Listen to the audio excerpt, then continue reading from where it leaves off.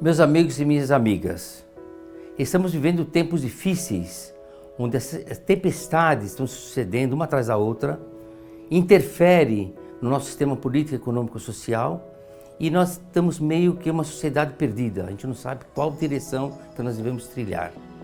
Se não bastasse tudo isso, o Covid-19 veio nos assustar mais ainda.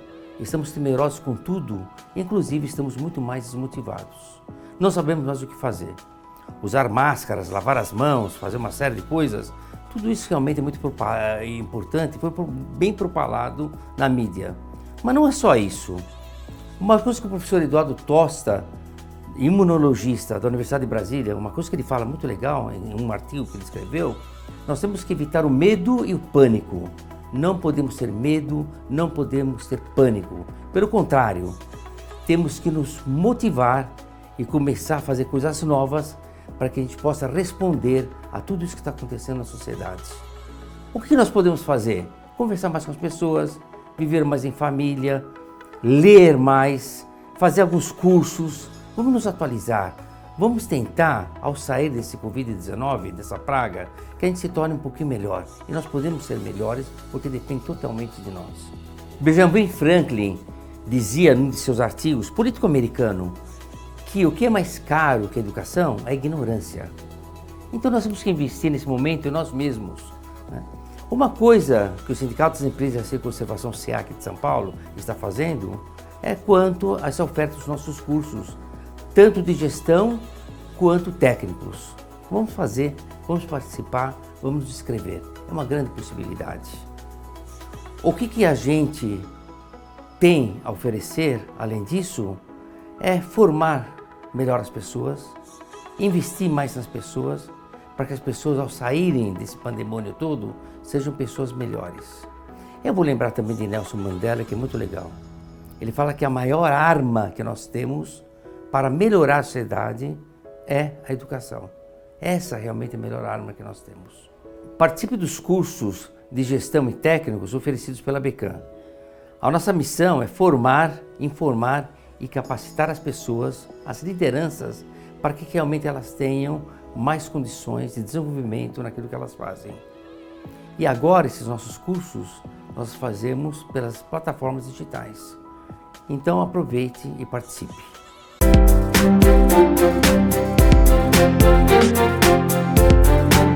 Olá, tudo bem com vocês? É um prazer estar aqui hoje. Meu nome é Érica, sou enfermeira, trabalho há cerca de 20 anos no setor público e privado de saúde e fui convidada a realizar uma aula sobre limpeza hospitalar.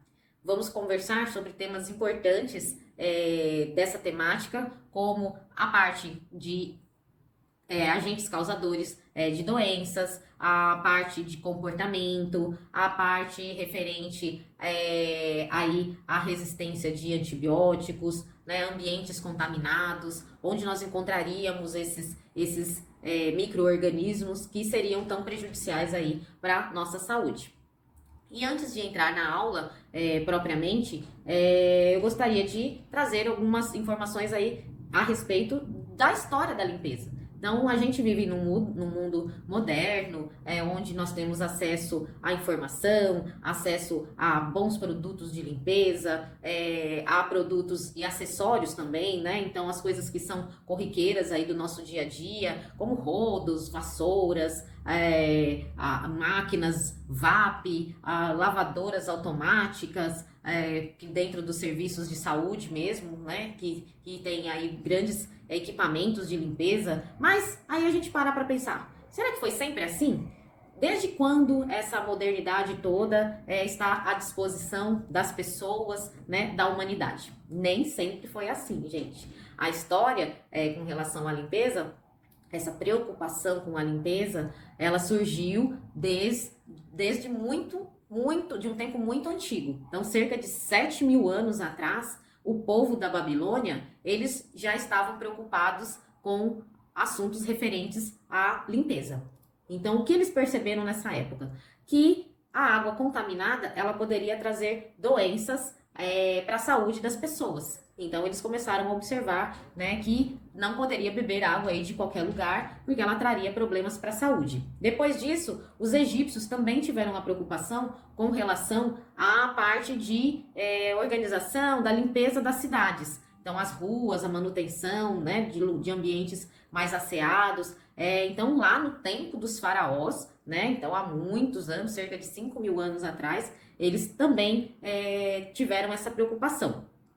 Com a história caminhando, né, as décadas, os séculos, os milênios passando, a preocupação depois chegou até os gregos. Então, 2.000 anos, né, há cerca de 2.000 anos, um médico chamado Hipócrates, ele também percebeu que manter a limpeza, né, a higiene, ela traria benefícios e evitaria infecções, né, para a saúde das pessoas.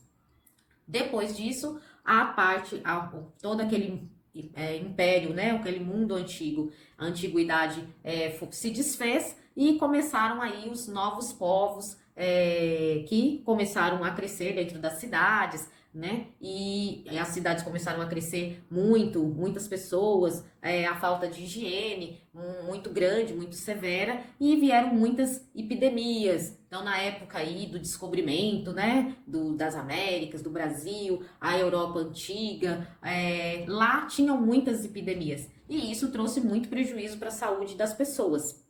Então, durante toda aquela parte da antiguidade, enquanto eles tinham certa preocupação, né, depois esse pessoal, esses impérios, né, acabaram, e os povos modernos, que aí seriam a partir aí da Europa, depois para a parte das Américas, tiveram a preocupação, essa preocupação ela foi um pouco esquecida. E para vocês terem ideia, uma pessoa na época de 1500, né, quando foi descoberto o Brasil, mas lá na Inglaterra vivia muito pouco, cerca de 30 anos de idade. Então as pessoas morriam muito rápido. E as epidemias eram disseminadas, as coisas eram bastante complicadas. Não se tem a preocupação com higiene e limpeza era muito pequena.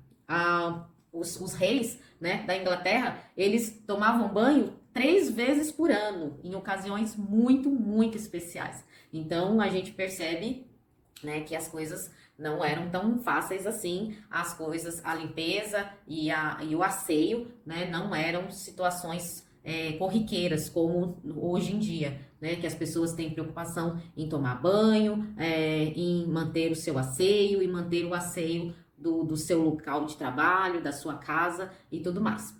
Então, essa parte histórica é interessante para a gente perceber que essa preocupação ela vem de muito antes. E aí, em tempos de alta e de baixa, né, de tempos em tempos, isso acaba variando um pouco.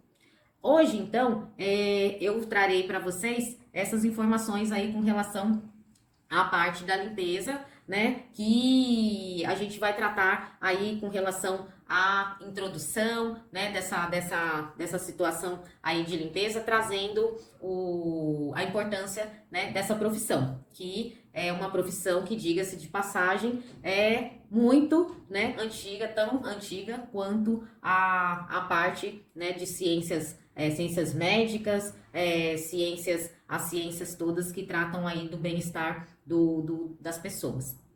Então, essa preocupação, ela acabou sendo recente, de alguns 2 séculos, né, no máximo 100, 200 anos aí, que houve a preocupação com relação a essa higiene, né, mais rigorosa. Então, antigamente, o papel aí a gente não sabia que os micro-organismos, eles eram os responsáveis aí causarem muitas doenças. Então, como é uma partículazinha, né, um micro, né, é micro mesmo, um micro-organismo. Então, a gente não consegue visualizar esse agente, né, causador de doença a olho nu. Então, o que a gente não sabia antigamente, então não havia essa preocupação. Mas as pessoas tinham problemas com relação à saúde, justamente por causa desses agentes causadores de doenças.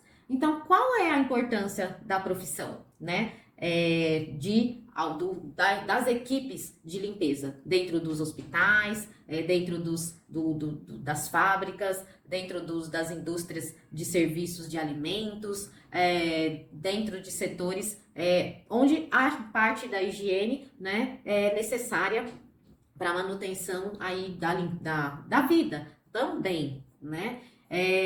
Então, assim, a gente tem que se sentir, né, estando nessa profissão, muito importante, porque ela realmente se faz necessária em todos os setores, todos os lugares, né, durante toda a fase da vida das pessoas. Então, é uma profissão de grande relevância para a manutenção aí dessa parte da condição humana. Então, a gente tem que estar... E essa situação, ela é bastante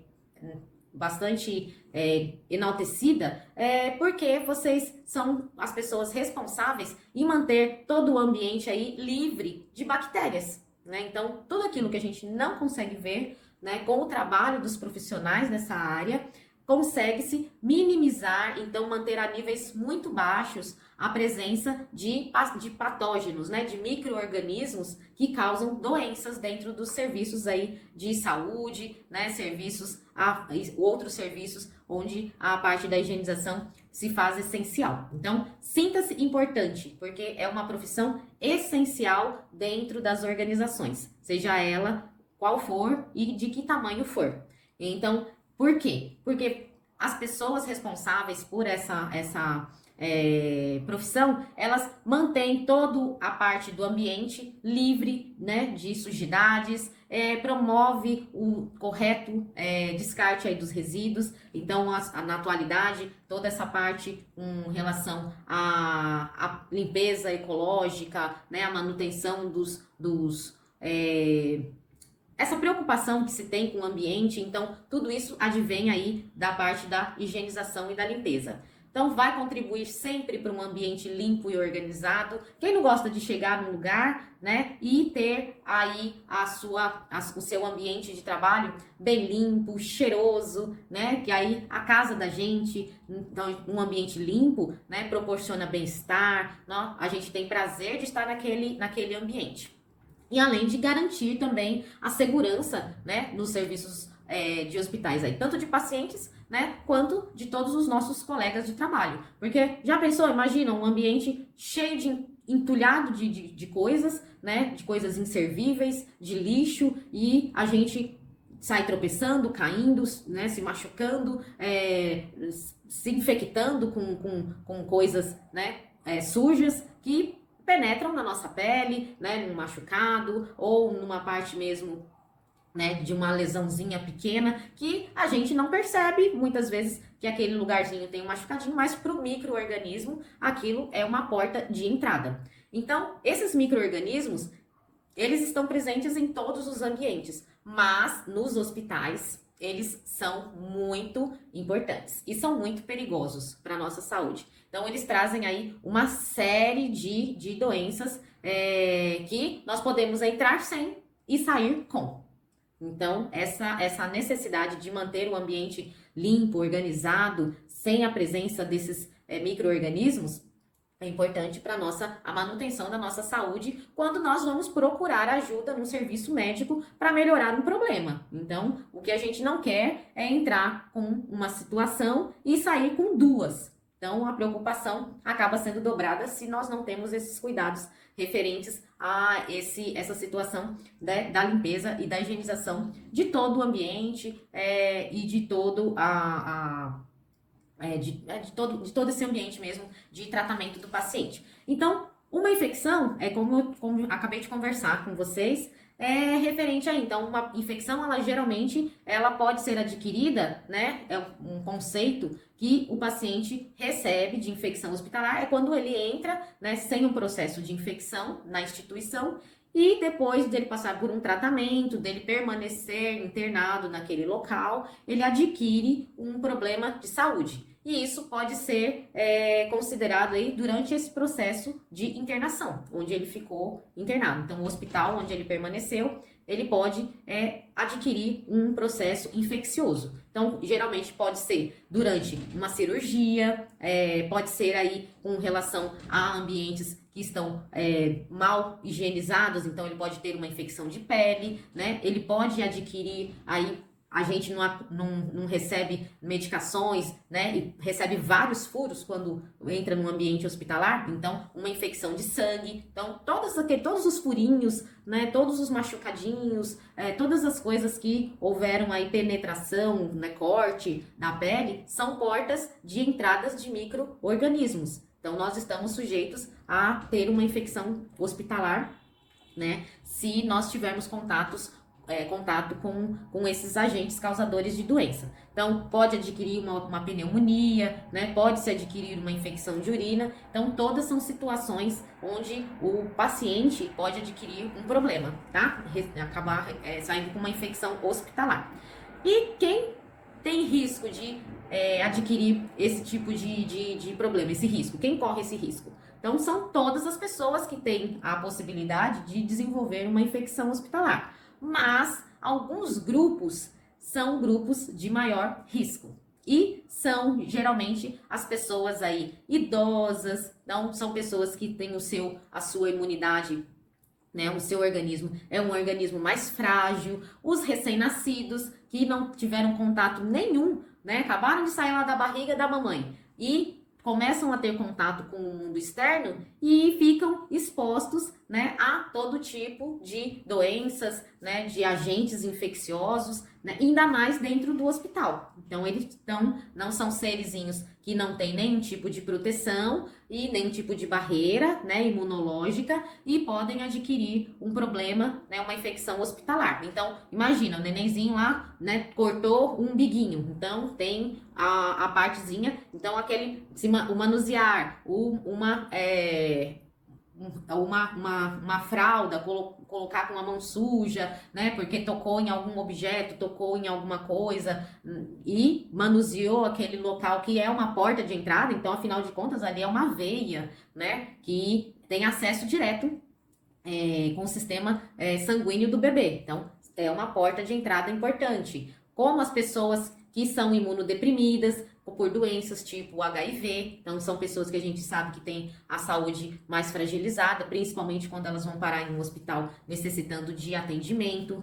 Pessoas com diabetes mal controlada. E isso não é só o paciente, porque nós sabemos que existem muitas pessoas, né, inclusive alguém que possa estar assistindo esse vídeo pode ser portador de uma diabetes. E as diabetes mal controladas, elas têm a possibilidade, a pessoa fica com mais exposição de ter uma infecção. Então, cuidado, não é só o paciente, né, que pode estar exposto aí a uma situação de infecção. Até o próprio trabalhador, né, não tendo a sua diabetes aí bem controlada, tomando, né, os seus remédios corretamente, ele também é uma pessoa que está exposta a adquirir uma infecção dentro do hospital, sendo o paciente ou, às vezes, sendo o próprio trabalhador. Então, atenção, cuidado, gente, né? Pessoas, então, com diabetes mal controladas são pessoas passíveis de infecções de um modo geral, tá? Não só hospitalar. Pessoas que estão acamadas, então, os idosos, né, acamados ou pessoas muito debilitadas que não conseguem mais levantar das suas camas, e geralmente nas internações os pacientes ficam muito acamados, então são situações que também os expõem a risco. Pessoas com doenças vasculares, né, ou comprometimento aí da circulação. Então imagina uma pessoa com uma ferida aberta e encosta aí num local, uma cama que foi mal higienizada, que teve um lençol mal lavado, né, no setor de lavanderia. Essa pessoa realmente tem a exposição total ali, né, durante o processo principalmente, né, durante uma realização de um curativo ou, né, quando cai a gaze ou a atadura onde está protegendo essa ferida, a exposição é totalmente direta. Então o micro-organismo ali, né, entra e faz a festa. Pacientes aí com necessidades de uso de dispositivos, então esses dispositivos seriam o quê? Aqueles acessos, então, para pegar a veia que usa agulha, pessoas que usam aquelas sondas que vão no nariz, que é para poder se alimentar, pessoas que usam aquela sonda, né, que coloca direto na bexiga para poder fazer xixi. Então, esses são os dispositivos utilizados, né, com muita frequência dentro dos hospitais e que expõem aí os pacientes a risco de infecção.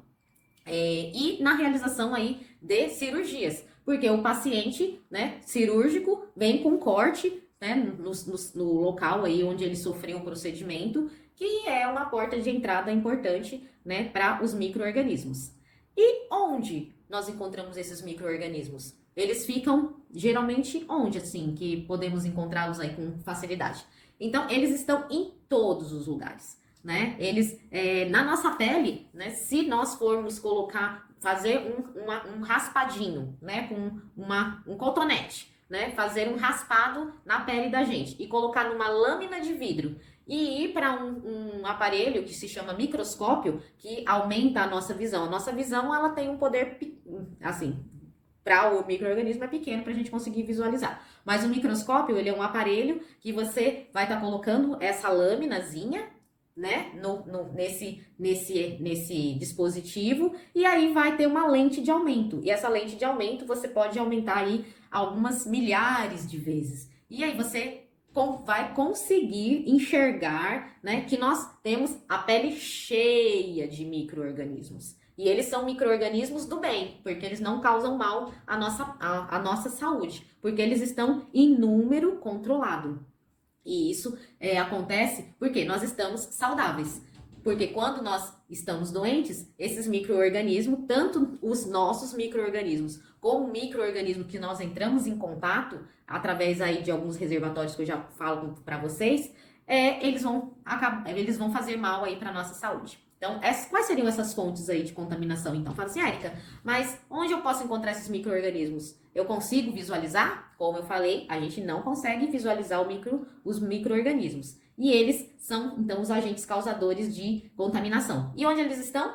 Eles estão no ar. Então, quando um paciente, por exemplo, está com tuberculose, vocês percebem que esse paciente fica em isolamento. Então, um quarto, né, fechado, onde tem uma porta antes de entrar no quarto dele, né? Tem o quarto dele, aí tem uma antessala e uma porta do lado de fora para a gente entrar e ter o acesso e fazer o preparo. Ou quando não é assim, quando é um quarto simples, você já tem que entrar, né? Usando os acessórios necessários, os EPIs necessários para se proteger. Então, no ar, quando esse paciente tosse, esse paciente espirra, é uma fonte provável aí de contaminação. Como, né, a gente está vendo e acompanhando o problema do coronavírus. Então, quando uma pessoa tosse, espirra, né, num ambiente pouco ventilado, onde tem o acúmulo aí de pessoas, essas partículas, né, que saiu do nosso espirro, né,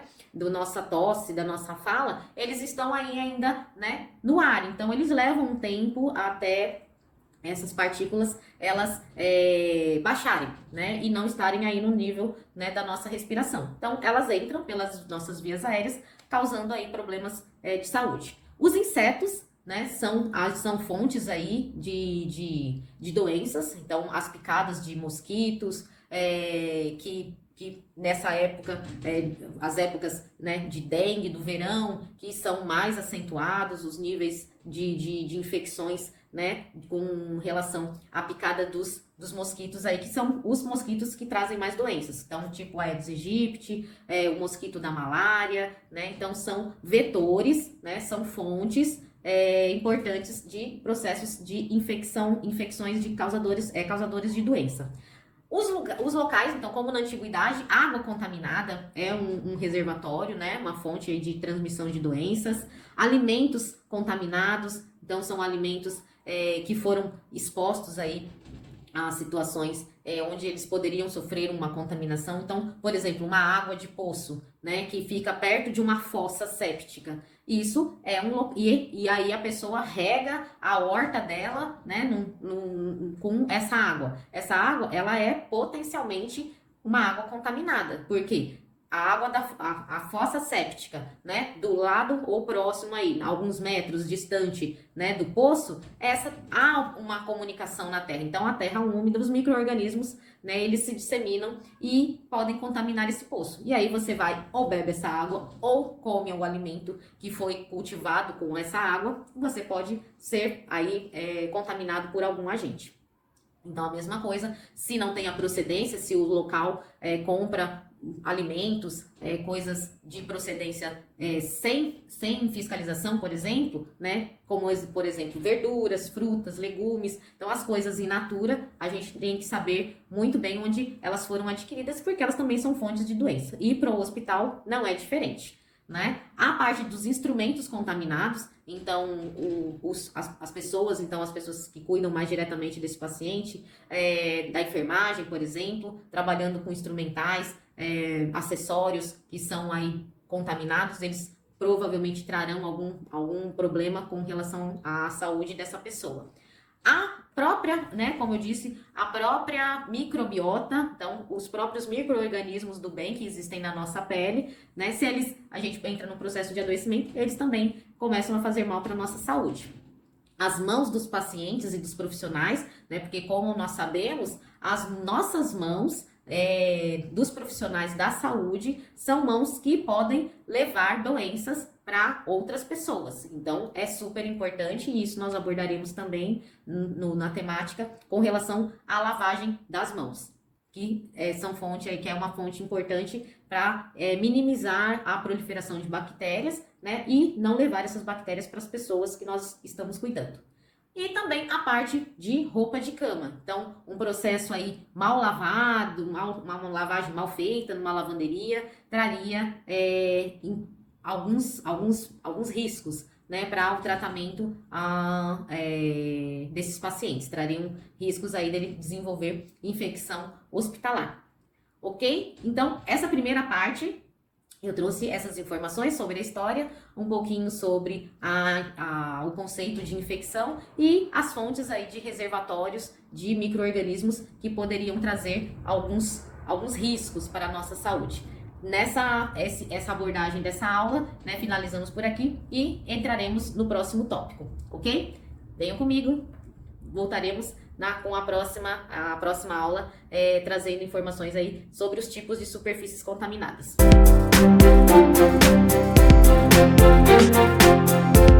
Olá, eu sou Érica, sou enfermeira e agora trazendo a continuidade da segunda parte da nossa aula referente às superfícies contaminadas. Então, vamos conversar sobre isso? As superfícies. Qual é o papel da superfície durante esse processo de contaminação, de transmissão de doenças? Elas são de extrema importância. Então, como nós abordamos na aula anterior, os micro-organismos, eles estão em todos os lugares. E quando nós estamos num processo de adoecimento ou estamos em um local onde essa situação ela é mais favorável para a disseminação dos agentes causadores, todas as coisas que o doente toca ou que não foi descontaminado, há a proliferação daqueles germes causadores de doenças. Então, toda a parte de as mesinhas de refeição dos pacientes, toda a parte, né, onde é tocado para colocar medicamentos, as cadeiras, então os locais onde as pessoas apoiam para se sentar, a cabeceira da cama, o telefone, o travesseiro, né, televisão, então tudo onde você toca são locais onde vão ficar, né, os micro-organismos nesses acessórios aí, nesses equipamentos. Então, no banheiro, quando o paciente vai, então toca a maçaneta, a parte do sabão, que vai fazer a retirada do sabão naquela saboneteira, na papeleira, na torneira. Então, toda a parte de bordas de pia, do vaso sanitário, descarga, papel higiênico, então tudo fica contaminado, tudo é local para disseminação de germes, né? Podem ser encontrados germes. Superfícies também, como as estações de trabalho, então a parte administrativa, então o apoio da cadeira, a parte do computador, o teclado, telefone, escrivaninha, os papéis, então todos são locais aí, o lixo que fica do lado, geralmente, são locais onde são encontrados micro-organismos. Como também nos corredores dos hospitais, por exemplo, então toda aquela parte onde o paciente se apoia para andar, então aqueles apoios que tem na parede, as maçanetas das portas, são todos locais, esses inclusive são os locais que acabam sendo, então os corredores também são locais problemáticos aí, onde são locais onde há objetos que podem ser tocados, né, e contaminados, potencialmente contaminados pelas pessoas, pelos doentes, são fontes aí também de encontrar micro-organismos.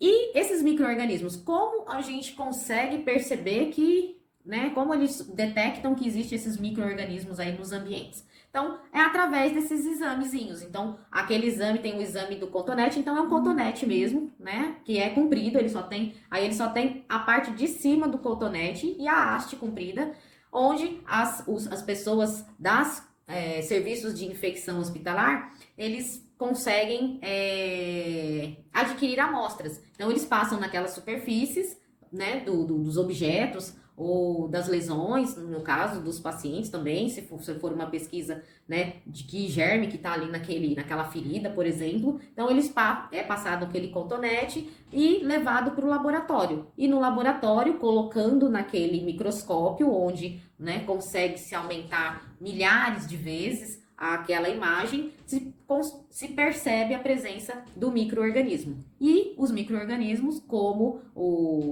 nas outras situações, eles também têm nomes. Então, tem os vírus, tem as bactérias, né, tem os protozoários, os fungos, e cada um nessas categorias aí de micro-organismos, né, eles têm espécies de diferentes... são espécies diferentes que vão causar doenças diferentes, tá? Então, todos os lugares onde se toca, geralmente, onde as pessoas conseguem ter acesso, colocam as mãos, são locais de potencialmente contaminados e tem o crescimento aí de germes. E esses germes, eles crescem, né, em condições, tem que ter condições favoráveis para que eles consigam se desenvolver. Então, um ambiente sujo, né, um ambiente úmido, um ambiente quente. Então, são todas formas aí que o micro-organismo gosta para se desenvolver e crescer livremente, tá? E o tempo que esse micro-organismo fica no ambiente é um tempo bastante considerado, né? Já que a gente percebe aí que durante a nossa estadia no hospital ou num local, né, ou por exemplo, num banheiro, né, então vai no banheiro do shopping, não digo nem do hospital.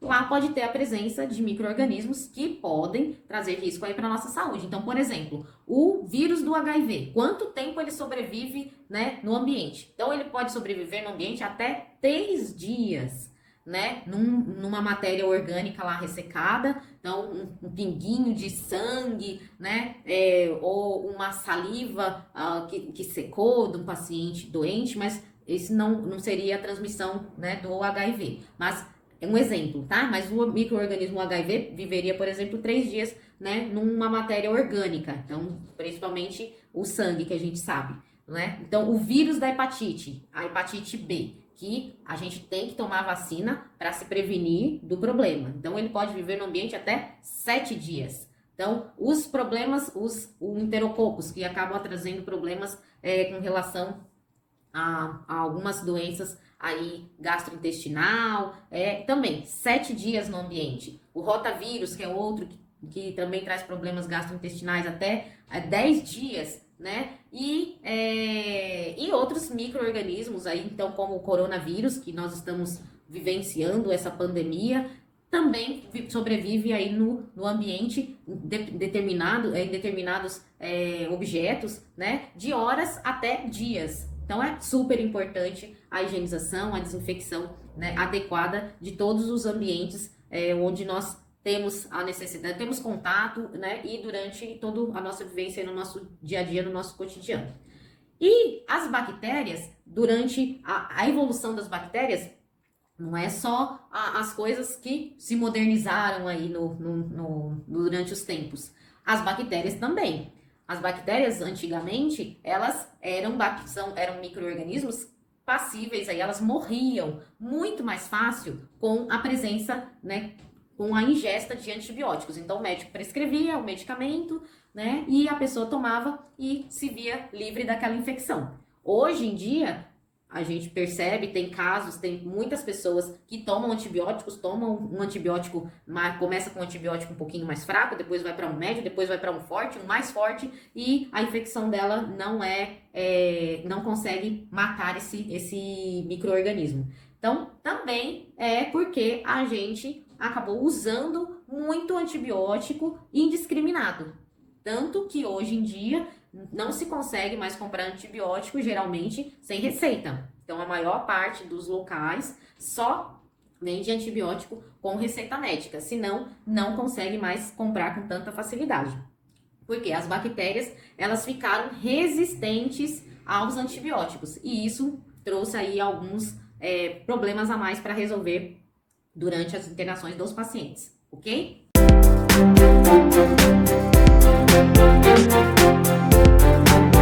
Então, voltando para a terceira parte da nossa aula, abordarei um pouco sobre os causadores das doenças. Então, quem são os responsáveis pelo adoecimento dos organismos, né, dos organismos vivos? Então, de seres humanos, de animais, por exemplo. Então, todos os organismos vivos, eles são passíveis de adoecimento por agentes, micro-organismos causadores de doenças. Então, quem seriam eles? Então, seriam vírus, então, como o vírus aí do HIV, os vírus da hepatite, da Covid-19. Então, são todos vírus passíveis aí de doenças, tanto da parte imunológica, como a parte de pulmão, a parte de fígado, as bactérias, que seriam aí micro-organismos que causariam as lesões que geralmente tem a presença de pus. Então, uma ferida, né, que está infectada por uma bactéria,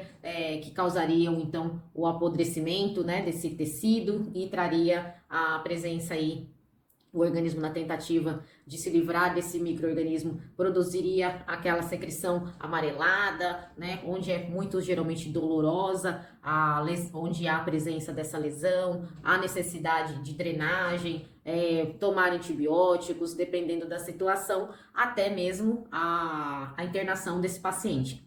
Então, por exemplo, um serviço que vá de uma manicure que não esterilizou, que não desinfetou adequadamente o seu alicate e foi mexer na unha do cliente. Então, aquele alicate, como a gente não consegue enxergar essa bactéria, né, esse micro-organismo, ela poderia entrar aí na hora que acaba machucando, né, a cutícula da cliente. Então, tira uma fura, né, por exemplo, aí a pele, é uma porta de entrada. Então, esse micro-organismo, ele, como a gente viu na aula anterior, esses micro-organismos, eles têm a capacidade aí de conseguir sobreviver no ambiente, nos objetos, por um período até bem prolongado. Então, de alguns dias, dependendo da situação, até mais tempo que isso.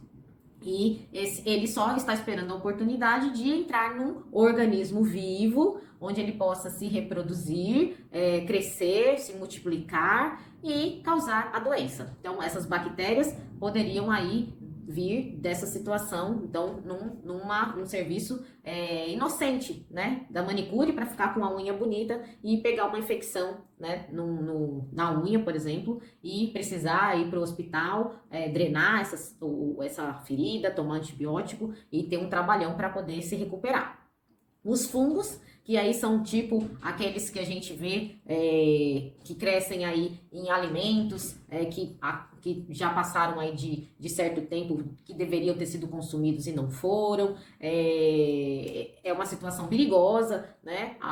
Enlatados. Então, todas aquelas coisas que que geram aquela espécie tipo um bolor, né? Então esse bolor ele tem a presença de muitos fungos. E esses fungos também são encontrados aí em quantidade pequena, né, no organismo da gente, que são fungos que convivem no nosso corpo e podem produzir aí doenças também, tá? Não são como fungos do alimento, mas eles crescem, né, como se fossem da mesma forma. Então, tipo aquela parecendo uma couve-flor, né?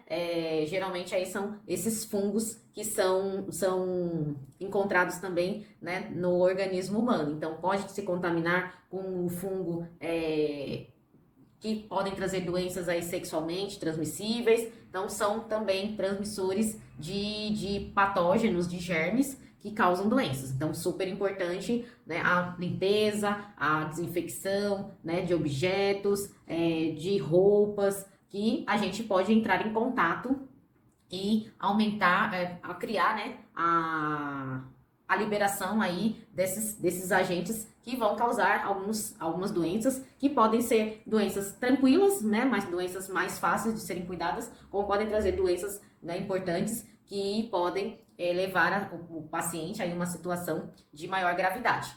E os protozoários, que também são germes, né, que são causadores de doença. Então, todos eles podem entrar em contato aí através da nossa pele, das lesões, de pequenos orifícios, né, portas de entrada, arranhões, escoriações, que vão, ou mesmo mucosas, né, que colocar a mão na boca, no nariz, coçar olho. Então, são todos locais que tem muita vascularização, né, tem muito acesso aí de veias, e mesmo que às vezes não pareça machucado, são portas de entrada para esses germezinhos que são invisíveis aí, né, a olho nu, que a gente só consegue visualizar com o auxílio do microscópio. E isso a gente não tem no nosso dia a dia. Isso é só nos laboratórios de ciências, que as pessoas têm acesso para identificar quais seriam esses micro-organismos. Então, todas as pessoas geralmente que são acometidas por alguma doença, né? Por isso que nós fazemos exames de sangue,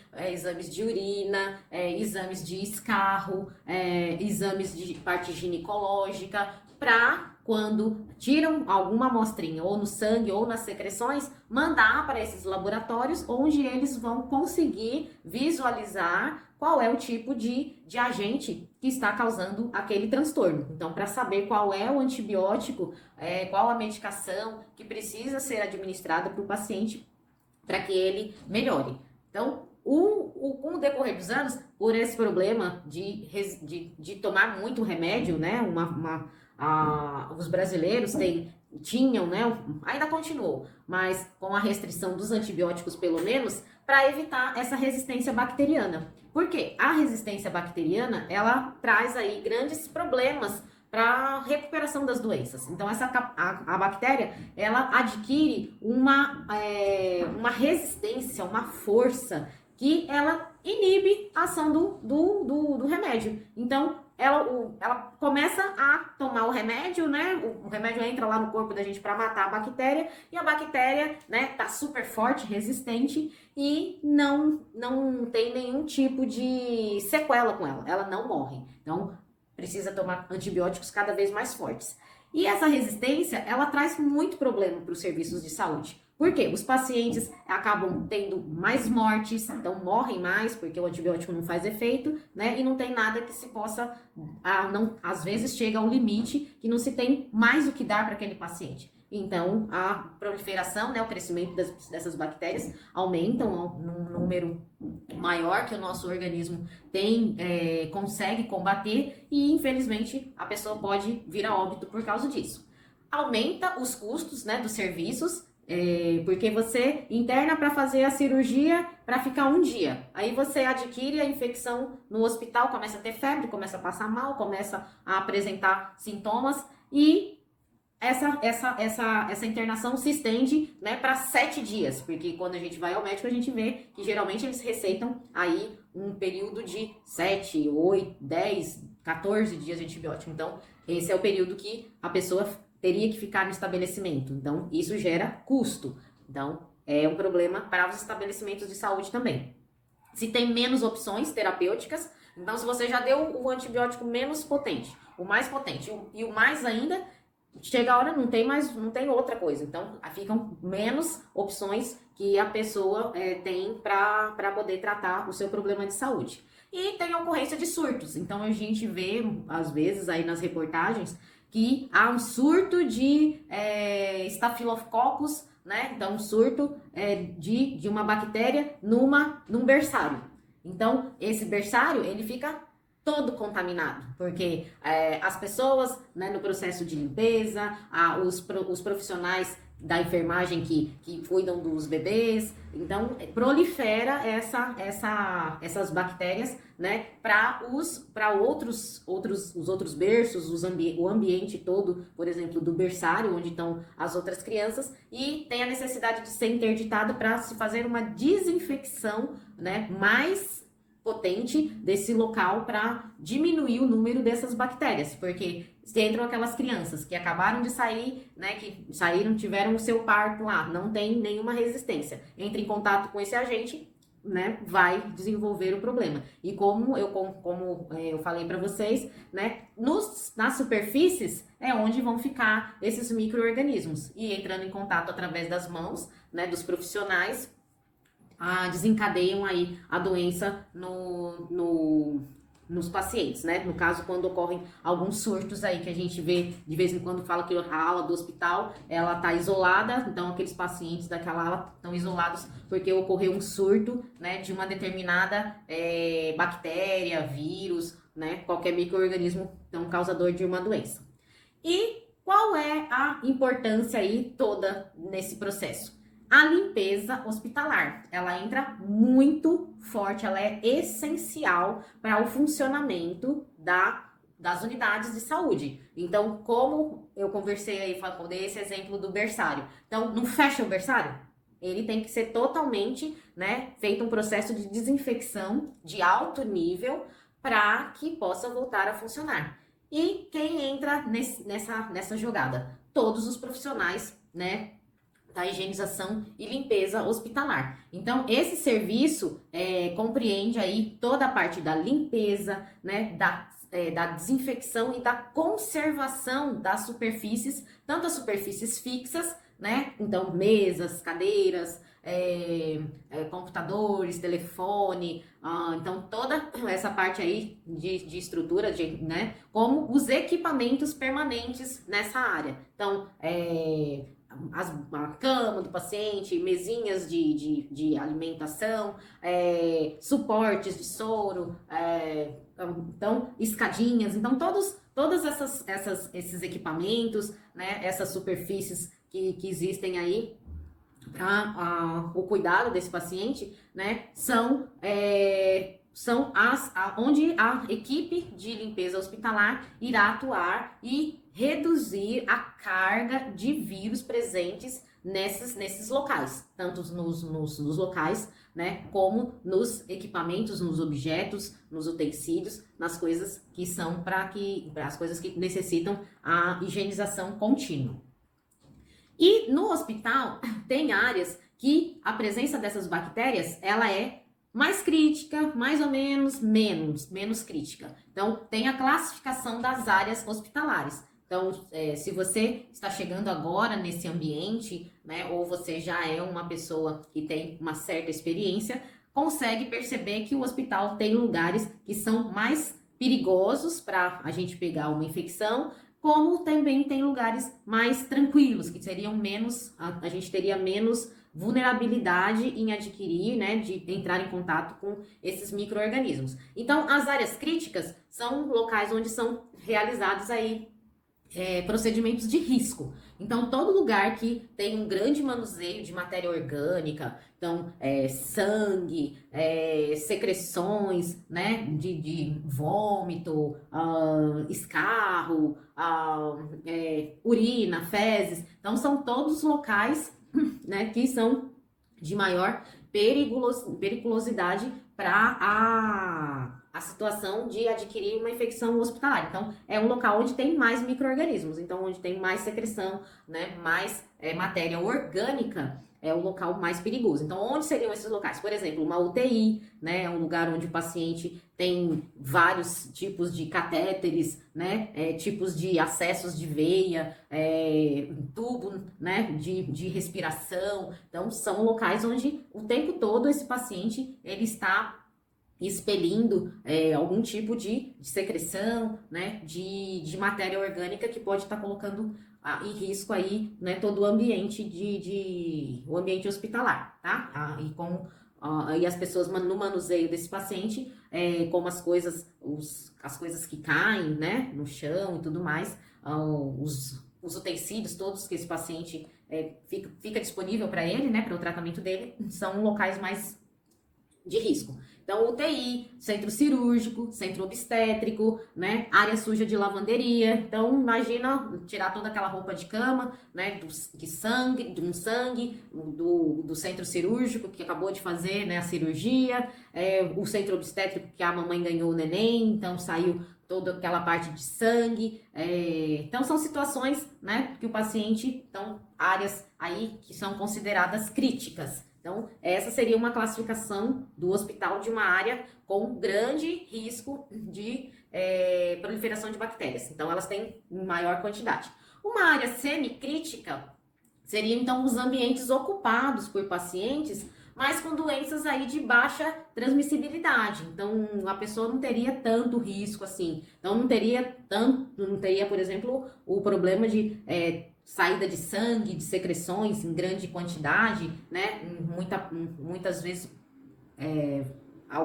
durante muito tempo, né? Então, esses pacientes aí, então, estariam internados nas enfermarias, em ambulatórios, então seriam locais onde os pacientes têm menos risco de transmissão, né, de germes. Então, esses germes estão em menor quantidade aí nesse ambiente onde ele está. E as áreas não críticas seriam, então, os demais compartimentos, né, das unidades assistenciais de saúde, que seriam só ocupados aí, mas sem nenhum procedimento de risco. Então, o vestiário, por exemplo, né, para fazer um exame, a copinha onde toma o cafezinho depois que coleta o exame de sangue, as áreas administrativas, o setor ali de recepção, de internação. Então, são áreas consideradas não críticas dentro dos serviços de saúde. Então, a classificação das áreas hospitalares seriam 3. A crítica, semicrítica e não crítica. Então, quanto mais exposição esse paciente tem aí de processos invasivos, seriam locais mais arriscados aí para a presença desses micro-organismos.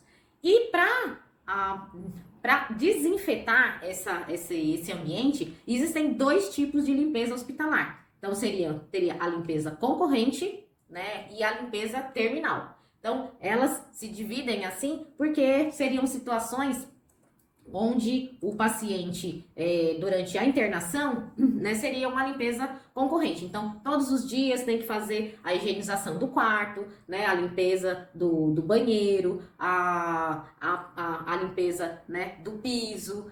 E é uma limpeza de rotina, uma limpeza diária, né, mas que você não faria aquela faxina, né? Como quando o paciente não tem a presença do paciente naquele setor. Então, seria essa grande faxina, seria a limpeza terminal. Então, o paciente, né, não ocupa mais o leito ou não está mais no centro cirúrgico, não está,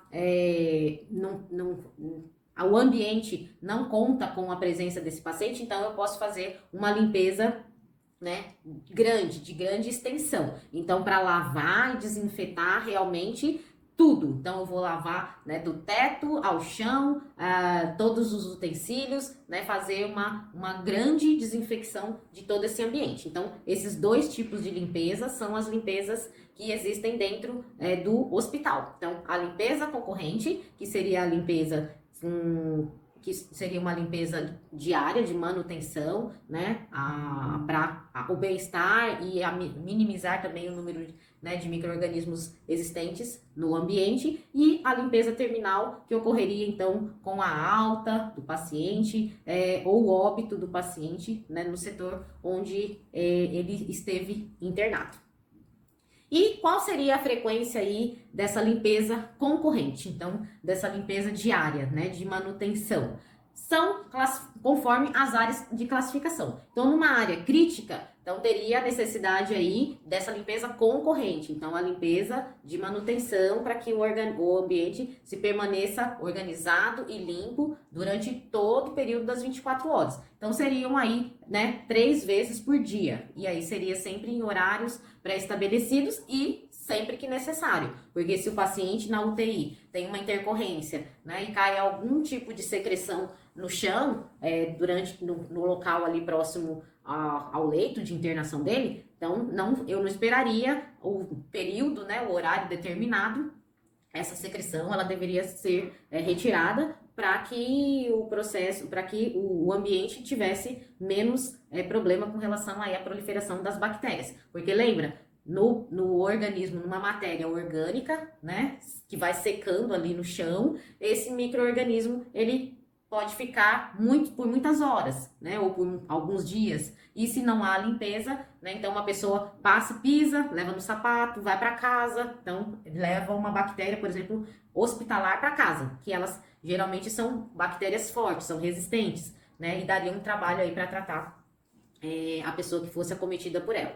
As áreas semicríticas, que aí seriam, né, 2 vezes por dia, pelo menos, e sempre que necessário. E as não críticas, 1 vez por dia, né, mas também se houver a necessidade, ela também se estende aí uma outra necessidade em um outro momento. Então, também teria essa necessidade aí. Então, as críticas, 3 vezes por dia, as semicríticas, 2 vezes por dia, e as não críticas, 1 vez ao dia, sendo que, sempre que houver necessidade da limpeza, há o destacamento de um profissional para que realize essa higienização. As áreas comuns também seriam necessárias 1 vez por dia, seriam considerado uma área não crítica, e a área externa também pelo menos aí umas 2 vezes por dia em horário estabelecido, apesar de ser uma área considerada também não crítica, mas, por exemplo, um local que cai muitas folhas, que você tem que manter a entrada o acesso do serviço limpo, né, em ordem, então teria uma probabilidade aí maior de limpeza. E a limpeza terminal, que é aquela faxina completa, né, de cima do teto ao chão e todas as coisas que existem ali dentro. Nas áreas críticas, então seria uma limpeza semanal. Então a frequência dessa faxina completa, né, da parede ao chão, semanal. Das áreas semicríticas, a cada 15 dias, também com data e horário, dia da semana geralmente pré-estabelecido. E as áreas não críticas, né, 1 vez por mês. Mas tudo isso vai ser determinado com os ambientes, né, os serviços de saúde que vão determinar isso, junto com os serviços de controle de infecção hospitalar e os responsáveis aí, líderes, gestores, né, das equipes de limpeza. Então, essa parte com relação à limpeza, então os tipos de limpeza, as áreas, né? Terminamos essa aula e partiremos então falando um pouco sobre recursos humanos.